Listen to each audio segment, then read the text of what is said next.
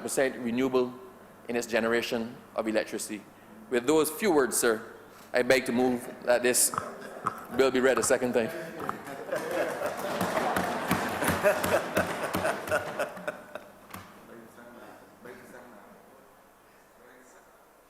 Honourable Member for St. Peter. Thank you. Thank you very much, Mr. Speaker.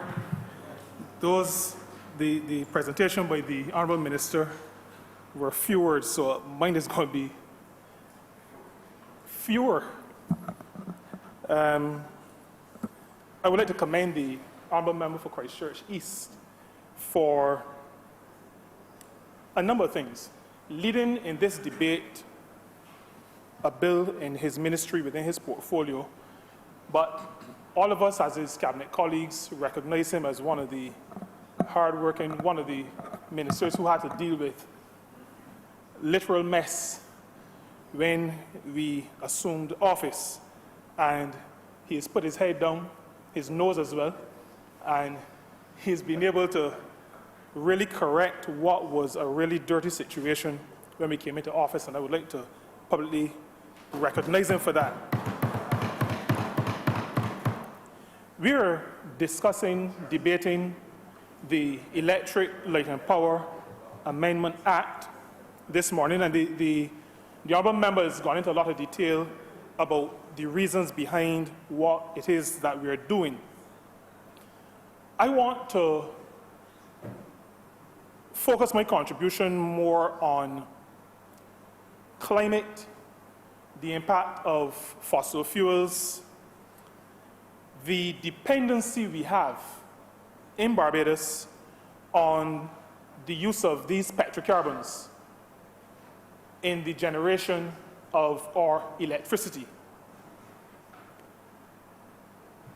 We are dependent because we have not, as a country, fully explored and I don't like to use the word exploit when it comes to sustainable development, but we haven't exploited insofar as we refer to making the most of. We have not exploited and made the most of the alternatives that exist in the area of the production of electricity. And one of the reasons why I like this amendment and also the act that is to come is because it recognizes the role that alternative energy and the producing, the generation of electricity using alternatives to petrocarbons, recognizing that role. And it begins to put Barbados, it begins to put Barbados in a position to really recognize development by sustainable means. Now, the use and the reliance or over-reliance we have at the moment on petrocarbons, oil and gas, means that we are contributors, albeit in a very small way, but we are contributors to climate change. And I think everybody knows that when we talk about climate change, we're not talking about anything positive. We are talking about the degradation of the place that we all have to live in. And that comes because of the carbon emissions. So petrocarbons, once the oil is burnt, then the carbon that comes off is affecting our atmosphere. So that we have temperature rises, which, Mr. Speaker, is giving rise to all kinds of stuff. Temperature rises impact glaciers, and that results in rises in sea levels, which will in turn impact especially island states. It will impact, outside of island states, it will impact coastal areas and coastal economies. The warming, beside impacting glaciers and sea levels, also has been found to be one of the contributors to the increasing ferocity of the cyclonic activity that we see in the Caribbean. So that hurricanes and low pressure systems, when they go over warmer water, have the tendency to intensify.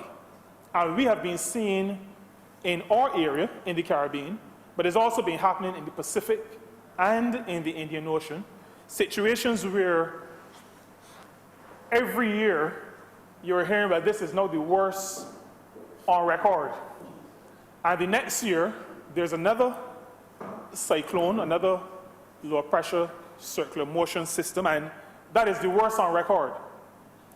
And then just a few weeks ago in Europe, in Paris and a few other cities, the highest temperatures on record. And it seems as though every year we are hearing about the highest temperature on record. These things, Mr. Speaker, are impacting especially those of us in small island developing states. We are not large contributors to global warming, but we are suffering the most intense impacts of these changes in our climate. As a small island state, Barbados and the other islands of the Caribbean depend quite heavily on our coastal economy. And so with sea level rises, with increases in intensity in hurricane activity, we have the situation where we lose beaches. We also have a situation where the wave activity becomes a problem for the economic activity that takes place on our coast. That has significant negative impacts and potential impacts, not just on the businesses that operate in the economic space in our coastal areas. Any impact on business activity in our coastal areas is an impact on workers, or a potential impact on workers. And so when we as a small country speak to the world about climate change and its negative impacts, we have to be in a position, if we're going to have any moral authority, we have to be in a position to indicate to the world that even though we are very small contributors in the area of climate change and global warming, that we, in spite of that, are recognizing our responsibility as global citizens, as a country in the global space, and we are prepared to put our economy, to put our business on a sustainable footing and on a sustainable path. The economic activity that is impacted and the potential impact on workers leads us also to recognize that when part of the economic challenge that our country has as a result of our dependency on petrocarbons, oil and gas, is that we have to spend, and I think the Honourable Member for Christchurch East will have spoken to this, we have to spend an enormous amount of that which we earn by way of foreign exchange on importing those petrocarbons. So not only do we have the impact on our economy in terms of the businesses that operate, not only do we have the potential impact on the workers who earn their livelihood through our coastal economy, not only are we talking about increases in hurricane activity and the sea level rises and all those other things, but we are talking about a real impact as it relates to the foreign exchange we earn and how much of it we have to send back out of Barbados as we import those petrocarbons. Now, when we spend that money on petrocarbons, small island states like ours have to make choices. We have limited resources, including limited international reserve resources. And every dollar that we spend on fossil fuels is a dollar that is not available to be spent in healthcare for our people. It is a dollar that we do not have to spend in the education and the training of our people. It is a dollar that we do not have available to us to spend in developing the third sector, that important sector that works hand in hand with government in so many areas of our social as well as our economic development. Those NGOs and civil society organizations, community-based organizations that want to continue their work, whether it is fighting some like cancer, autism, helping with persons who are living with disabilities, all these organizations that want to assist, but that may lack resources or lack the institutional capacity. Every dollar we spend on petrocarbon imports is a dollar that we do not have available to strengthen these very important civil society, community-based organizations, non-governmental organizations. And, Mr. Speaker, I am saying that if we can move more into renewables that we can generate here, then those dollars that we now spend on petrocarbons, we can spend to improve the livelihood, but also the lives and the living conditions of our people right here in Barbados. Now, the Honourable Minister spoke to Barbados being a leader in solar. And I could not engage in the debate without pointing out that when we talk about solar and the development of solar technology in Barbados, we really have to come to St. Peter. And not that we have more sun, but we had a man who was almost as brilliant as the sun. Professor Oliver Headley from Rose Hill, where I come from, where my predecessor in this chamber also comes from. He was the one who led in the development of solar technology in Barbados, and I dare say globally. And I think we would want to recognize, not that I'm being insular or anything, but I think, you need to give credit where credit is due. And so I would want to say that as I speak on a bill like this, I speak with a certain degree of credibility, knowing that the drive for renewable energy is really a St. Peter drive.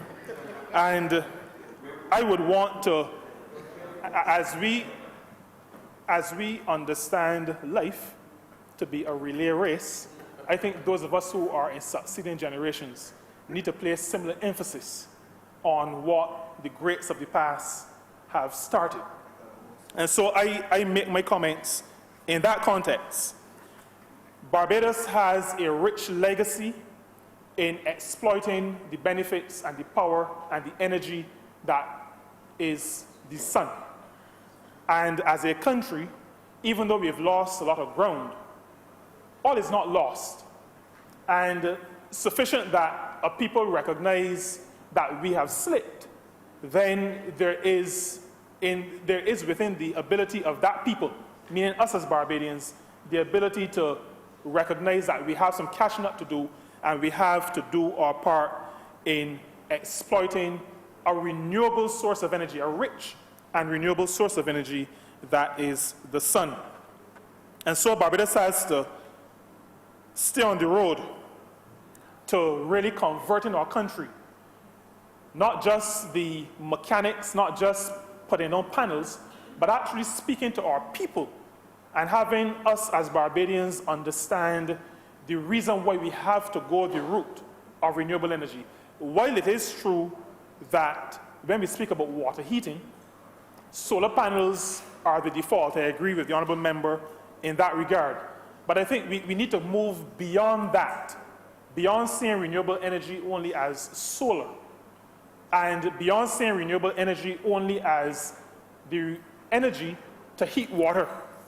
I think all of us need to get to the point where we recognize that renewable energy can do much for us as a country. And I intend at some point to follow the Honourable Member for Christchurch East Central, because we, as the Honourable Minister said, we all look to him when it comes to saving money and not spending a bad cent. He is the gold standard. And so the whole idea, platinum standard, sorry. I didn't mean to insult you, colleague. But we have to get to the point where we recognize that the use of renewable sources of energy can assist us as individuals, even as it works to assist the country as a whole. And I am of the view that human beings generally tend to act. We tend to act in our own self-interest. And sometimes we are selfish in our approach. I want to say that as it relates to renewable energy, that this is one of the areas where a selfish approach, in other words, a natural approach, will be an approach that will be beneficial to the entire country, not just to the individual. And so I would want to encourage Barbadians to recognize the social and economic benefits of the move to renewable energy, not just on the macro level, not just as it relates to the country, but also as it relates to each of us as individuals. For us to recognize all the gains that are possible in this area, for us to be able to really exploit the benefits of renewable energy, those economic benefits of saving foreign exchange, the benefits in an environmental space of reducing climate change, but the rises in temperatures in our atmosphere and in our sea levels. As a matter of fact, the science has reached a point where the slogan that has been coined is 1.5 to stay alive. And it essentially says if we are not able to limit the increase in temperature in our atmosphere to 1.5% on an annual basis, then the entire globe, the entire world is going to have a problem. And so, as a country, we have to recognize our responsibility. We have to do it as individuals. I'm also saying that businesses need to recognize that they too have a responsibility. And while businesses will seek to maximize profits, and I am on record as indicating quite clearly that there is nothing wrong with maximizing profits, because most people do not go into business as philanthropists. You go into business to make money, just as many people get jobs to earn money. But the process of earning money and maximizing profits has to take into consideration that there is a parallel responsibility to do it in a way that does not damage the community, does not damage the individual, does not damage the country, does not damage our planet. It is no different from indicating to a business that you cannot place people in occupations that have the potential to cause them injury without providing for them those, what we call personal protective equipment, those pieces of equipment, PPEs. If we're going to exploit resources in our business, and if we're going to earn and maximize the earning of revenue and maximize profits, it cannot be done at the detriment of people. And so a piece of legislation like the Safety and Health at Work Act allows businesses to maximize profits while recognizing that those businesses have a responsibility to the people who are employed in those businesses. And I want to say, Mr. Speaker, that in the same vein, when businesses seek to maximize profits in this country, they must understand that they are maximizing profits, but without doing damage or too significant an amount of damage to the environment within which those businesses operate. The watchword for businesses and for individuals must be sustainability. And that is why renewable sources of energy present such a great opportunity for people, for businesses, and for countries, because renewable sources of energy are sustainable. We do not expect the sun to run out of energy. We do not expect waves to stop moving. We do not expect the wind to stop blowing. And those three things do not need any external impetus, except as, from my perspective, the God who created them. And once there continues to be a God, in my worldview, then there continues to be sun and wind and wave action.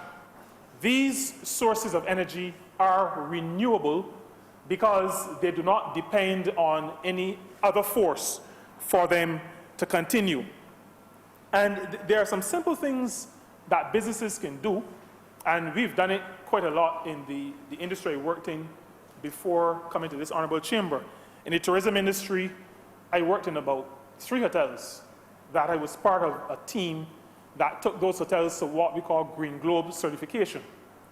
And simple things like changing out light bulbs from incandescent, but back in the day we went to fluorescent, until we recognized that then we had to make the next step to LED. But changing out light bulbs, energy savings, so that you can use now an 8-watt bulb or a 9-watt bulb to get the same visual impact as maybe a 60-watt bulb in the incandescent era, if I may use that term. We did things like, sometimes we were told you have to change out your toilet cisterns. But there are simple things that can be done. So what we would do with large toilet cisterns is that we would fill a PET bottle with water and put it in the toilet tank. And that water displaces other water, and so you get immediate savings on every flush without doing any damage to the pulling out of the waste that you want to get rid of. So these were some simple things that we were able to put in place in the hotel sector that allowed us to do our part in the sustainability that the country was looking for, the sustainability that the industry was looking for, and the reduction in the use of fossil fuels, which we knew to be causing challenges to our country and challenges to the world. Sensors in rooms, so that when there's no movement in a room for a period of time, the air conditioner goes off. When the technology first came to the fore, people wondered, well, what will happen when the guest is asleep, if the guest doesn't move? But the sensors now are put right next to the bed, so that slight movement will keep the air conditioning on, but recognize the outside temperature and bring the temperature in the room to a level that does not use as much electricity as if you did not have the sensor in place. And these are all methods that have been used, and there are many others that can be used to make sure that businesses are able to do their part in reducing their use of electricity, reducing our dependence on the petrocarbons that we have to import.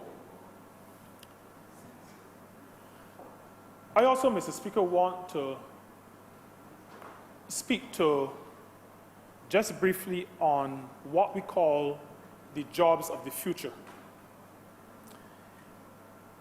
the green economy and the blue economy have opened to people, workers, potential workers, school leavers, new vistas as it relates to what are some of the possible jobs that are available to those who will be entering the job market, or those who may be at this point displaced by changes in technology. There are many jobs in the green economy, in the area of sustainability, renewable energy, working out new technologies, dealing with battery storage, as the Honourable Member for Christchurch East Central spoke to battery storage. There was a time when the biggest hindrance to the switch to renewable had to do with the storage of electricity. But because the world is moving in that particular direction, lots of research and development has taken place, and the cost of that battery storage is reducing, and is reducing at a pretty rapid clip. And so I would want to encourage students who are thinking about careers in the future to recognize two things.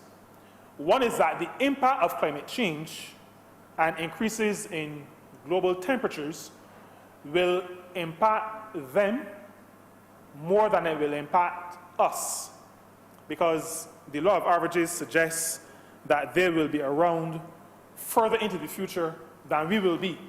And so they will have to battle for much longer time the impacts of global warming and these changes in our climate. And so when they think about what they should do in terms of career, it makes sense for them to think about careers that will assist in the move to control the increase in temperature globally.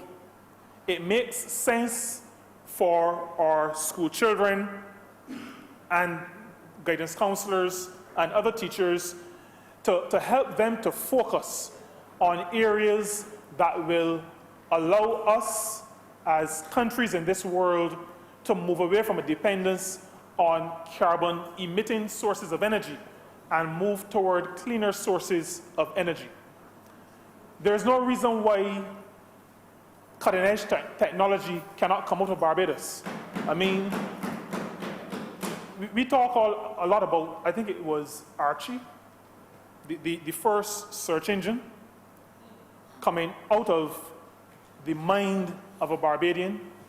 It is within our capability to do the research, to do the development that is necessary to be on the cutting edge of the development of alternative sources of energy and of more and more efficient sources of energy, more and more efficient, sustainable ways of conducting our business. And I think we have a responsibility, those of us in this chamber, but teachers, parents, guidance counselors have a responsibility to our children, the next generation, to help to focus them in the direction that will allow them to be partners in the work of creating a more livable planet, of creating an environment that is more sustainable.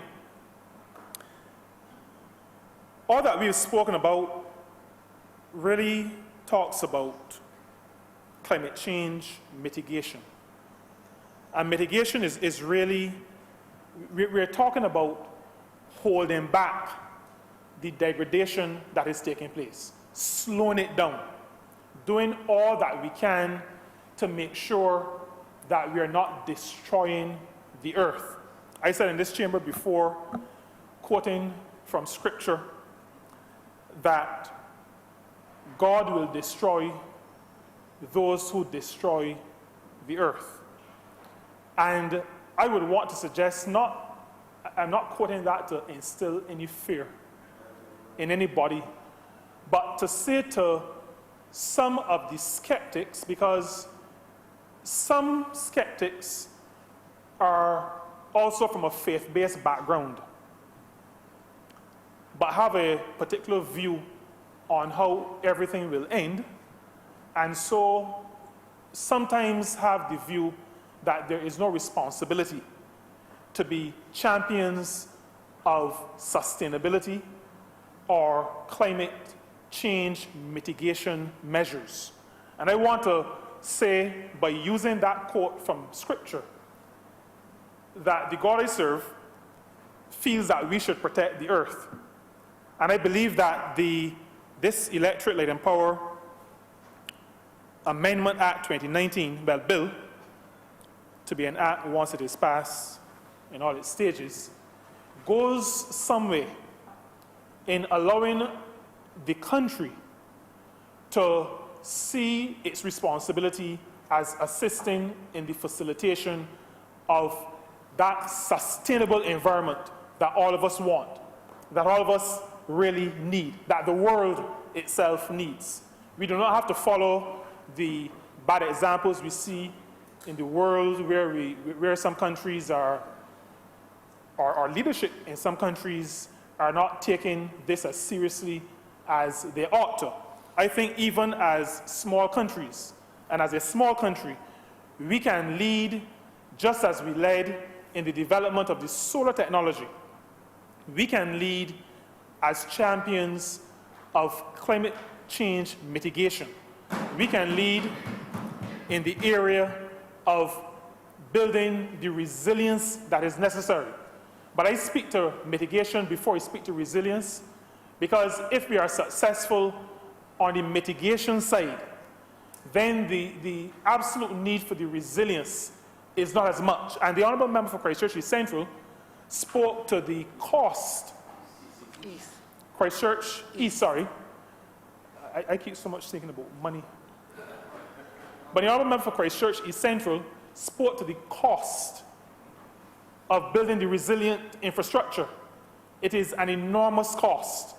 We have a responsibility to spend less money because we don't have much resources, but use those resources on mitigation measures, moving from the fossil fuels to renewable sources of energy. And this bill, which speaks to licenses, which will allow ordinary people to use their assets, meaning maybe just the roof over their heads, where they can use photovoltaic cells on their roofs. It will allow ordinary people to be empowered, to be enfranchised, to be able to save some money. It will allow them, while they're doing that, to do a service for their country and a service for the planet. And because, Mr. Speaker, this bill starts the process of allowing us... The member has 1 more minute. Thank you very much, Mr. Speaker. Because this bill allows us to start the process of building this more environmentally friendly country, I have no hesitation in supporting the bill and supporting the Honourable Member who piloted the bill just now. I'm obliged to you. Honourable Member for the City of Bridgetown. Mr. Speaker, I beg to move the suspension of the sitting until 3 p.m. today. The question is that this honourable chamber be suspended until 3 p.m. All those honourable members in favour, please say aye. Those against, please say no. We think the ayes have it. This honourable chamber stands suspended until 3 p.m.